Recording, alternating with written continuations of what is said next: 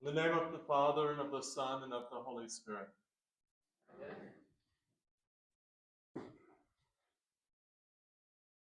You know that Robin Williams was Episcopalian?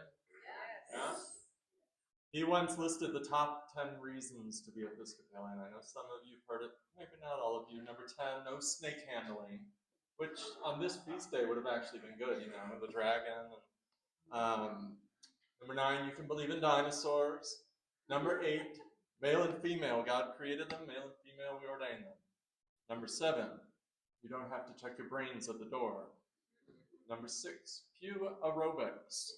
Number 5, church year's color-coded. 4, free wine on Sunday. 3, all the pageantry, none of the guilt. 2, you don't have to know how to swim to get baptized. And the number 1 reason to be an Episcopalian, no matter what you believe, there's bound to be at least one other Episcopalian who agrees with you. It's true. So along the lines of that last reason, on this feast of St. Michael and all angels, I want to kick it off with a little survey. I've done this before, but we're all on a faith journey and hopefully not stagnant, so we're changing, and there's new people who weren't here last time I did this survey several years ago. So we're going to respond by a show of hands. How many of you believe in angels? I'm not just talking about people that are angelic and kind, but supernatural beings like the one that came to Mary, told her she's going to give birth to a child. Angels, again? All right, we got a lot of angel believers. All right, how about ghosts? Any ghost believers? All right, we got some ghost believers. My niece made a documentary on Bigfoot. Any Bigfoot believers here? Sasquatch? All right, we got a few. How about aliens, extraterrestrials? More than Sasquatch. All right, here's the real test. Anyone here believe in fairies? Ooh, more than at the 8 o'clock. There was one at the 8 o'clock. You got some fairies. Gnomes? Gnome believers? Not all the fairy people believe in gnomes. I'll talk to you later. Let's see. Okay, back to angels again. Show of hands. Angels. All right, keep your hands up. How about demons or fallen angels? I saw some hands go down. Yeah. In my past experience, it seems like less people believe in demons than angels. Finally, how about the devil / Satan? All right, I was thinking with like the looming darkness in the world today, that might shift the numbers on those last two, but I don't know. Honestly, these days, I'm pretty open-minded about supernatural things, if we can call that realm these things. Remember last time I preached a sermon like this, did that survey about the supernatural realm? I was talking about how we usually just experience four dimensions. So there's length, width, and height. Those are the 3 dimensions of space. And then there's the dimension of time. These are dimensions that we all commonly experience. But quantum physics, I shared years ago, speaks of at least 8 dimensions. Makes you wonder. Well, apparently there was a new study this year that was cited in Popular Mechanics in June, which included observing photons accessing 37 dimensions. Photons are basically light particles. So in this study, they observed photons accessing 37 dimensions. And I'm thinking, don't angels usually appear to people in a bright light in the scriptures?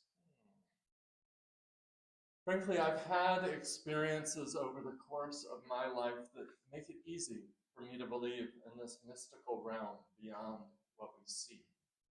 The story of the first person that I came out to as gay was one such experience. Some of you have heard it, but I know not all of you. See, there was this summer in college, to be honest, I was dealing with some bladder issue, and doctors couldn't figure it out. They did all these tests, they couldn't find anything, they said, oh, you're fine. But I wasn't.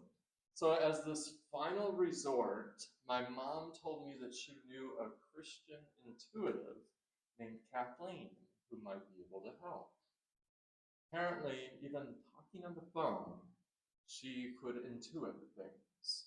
So I figured I'd give it a try, but I wouldn't tell her anything. I was skeptical. I figured if I don't say anything, I could see if she was actually legit. Almost test her. Well, she was in New Mexico, I was in Michigan. But she explained to me that in the spirit realm, there's no distance between us. So she proceeded to read my energy, I guess. She said, reading my chakras. That's just describing energy centers in the body. So what she called the crown chakra is what's connected to the divine. She said, that was strong. The third eye is intuition. She said, that's really strong. Throat is our voice. That's fine. She said, that's fine. Heart chakra, that's fine. But then she said, wait, there's kind of a barrier. You love outward so freely, but then letting that love in, we only let it in so far, and then there's this barrier. Like, oh. It's like your solar plexus, that's your core. It's fine, there's no problem there. The sacral area, that's the sacrum. She says that's where my issue was. I didn't tell her. She says that this is murky, that she's seeing gray, almost like choppy water. Mind you, I didn't even know this woman. We were talking on the phone. I hadn't told her anything, so I asked her, help me figure out what to do. She says this is the realm of creativity, sexuality, relationships, interconnection. She said that what she saw was like a choppy ocean that needed to be crossed. I said, okay, well, what do I do? And she says, can I ask you a personal question? Thinking, sure. She says, are you gay? A virgin to that point. I'd never been with anyone. I'd never told anyone. This was just this struggle within my own being. Nobody knew, except somehow this intuitive on the phone could read me to the core and became the first person I came out to. I was 20 at the time. So after that whole experience with her on the phone, I learned that aside from working her day job in hospitals as a doctor's assistant, she considered her ministry helping spirits move on to the next life. Specifically, spirits that get stuck here and linger. She helps them move on. Sounded crazy to me at the time, but after that whole phone call, I was willing to be open. God bless you in your ministry. So a few years later, and I say a few, I mean like 15 years later. Some of you have heard this story, not all of you. Virginia, right there next to the font, comes to me on Halloween and asks, do you believe in spirits? I had to make sure this wasn't some Halloween-based question at first, or some joke, set up for a joke. And it wasn't. The essence of her question was that she was convinced that her deceased husband's spirit was lingering in the house. More than one person in that house had experiences leading them to that belief. And it's a long story. She or I would be happy to recount in detail the whole story sometime. But we called Kathleen, that intuitive, who I hadn't talked to at the time for over 15 years. I asked her if she was still helping spirits move on, and she said yes. She confirmed that it was Virginia's husband, Larry, and that he was lingering around because he was afraid of moving on. Well, Virginia helped us figure out the source, like the likely source of that fear, and Kathleen coached us on how to talk with him. I asked her if she could do it, but she's like, no, you need to do this. Literally, I went to Virginia's house and talked to her dead husband's soul about God's love, forgiveness, and things like that, multiple times. Long story short, took a few visits, but eventually Virginia and I are like, we think he's gone. So we called up Kathleen. So we aren't sure, but we think he's gone, I say sheepishly. Oh yeah, he's not there anymore, she says, confidently. The weird thing is all those weird things in the house stopped. tangible things, like doorbells ringing and Virginia looking out the curtain and no one's there, the phone ringing once, no one on the line. It all stopped for the longest that it had ever stopped, for months. He was gone until Thanksgiving. He was back, or maybe not months, October, maybe a month. That was a long time. Felt like the longest ever. Then he was back. The signs returned. Another phone call to Kathleen. She says it's not uncommon during the holidays for spirits to test the limits, see if they're welcome back. And the next time he made himself known, Virginia had to firmly tell him out loud, because he can't read her mind, out loud, that he's not welcome there. He needs to move on. That happened. She tells me in the middle of the night. She sits up. Larry, you're not welcome here. You need to go. And he's been gone ever since, right? Still gone? Today he was 90 years old. Oh, did he say hi?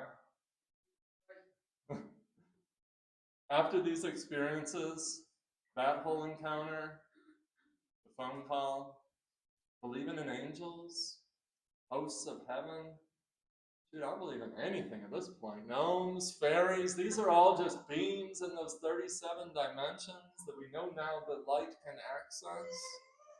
Saints who departed from us, who can hear us, or maybe check in once in a while. If Jesus and Mary can hear us, then why can't my grandmother or other departed souls? My mom talks about her committee, this spiritual circle of support that is always with her, watching her, there to guide and support her, guardian angels, loved ones, saints that have special meaning to her. I don't think any of us are ever alone. In the liturgy itself, when we sing the Sanctus later, it says that we are joining in this mystical chorus of saints and angels and all the hosts of heaven. We're joining them in that song. Today, we commemorate the feast of Michael and all angels in memory of the Reverend Dr. Katherine Ward, whose birthday fell on this feast. Katherine had a deep faith in the realm of the unseen, and she was also richly rooted in this world of space and time and beauty and music and creation. She lived her faith as this bridge between the two. And I think that is the image that we get in today's readings. The Old Testament lesson we heard, Jacob's dream of a great ladder spanning from heaven to earth upon which angels are ascending and descending. Jacob's ladder. In today's gospel lesson, Jesus makes a very mysterious claim to Nathanael. He says, "Very truly I tell you, you will see heaven open and the angels of God ascending and descending upon the Son of Man." What sounds really strange at first is actually so obvious when you think about it. In Bible study this past Wednesday, Tom Burt exclaimed, "Jesus is Jacob's ladder. Angels of God ascending and descending upon Jacob's ladder. Angels of God ascending and descending upon the Son of Man." Makes so much sense. Jesus is Jacob's ladder. And what does a ladder do? It connects. It makes something accessible. Jesus Christ has connected heaven to earth. The uncreated God entering into creation has become a ladder, making accessible to us things heavenly. That Spirit of Christ in us, in all things, has broken down the barriers that divide. Colossians 3:11, my new favorite verse, says, "Christ is all and in all." So we are all linked in a network of mutuality and interconnectedness. And that means that you are never alone. There is a whole community of support with you at all times. When we face great challenges and deep darkness, you are surrounded by light. The uncreated light of Christ enshrouds you on so many dimensions. Science now admits 37. You have angels ready to defend you. Even perhaps a committee of saints and loved ones accompanying you on this journey, just a whisper away. In Christianity, we call this the communion of saints. All saints, this church's committee includes Thomas LaFrance, Mary Oliver, Reverend Dr. Martin Luther King Jr., Mary, Jesus, Mary Magdalene, all the saints, that's the icon by Connie there, the Reverend Dr. Catherine Ward, St. Nicholas, and the Holy Trinity that binds us all as one. So who's on your committee? When things seem difficult and the challenges seem insurmountable, remember, you are not alone and you never will be.